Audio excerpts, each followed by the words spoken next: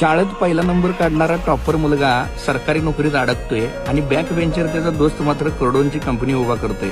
असं का मित्रांनो? तुम्ही कधी विचार केलाय का? कारण सिस्टीम फिक्स नाही, ती हॅक करायची असते.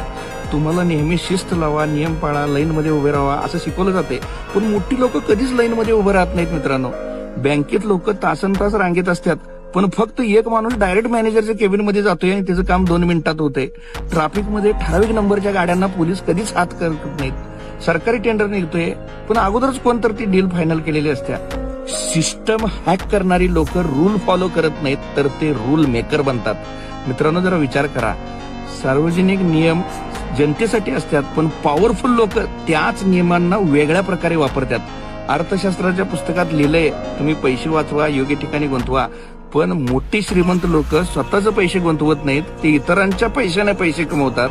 शिकवण काय आहे यातनं मित्रांनो? तर तुम्ही रूल्स समजून घ्या, पण त्याच्या चौकटीत अडकू नका.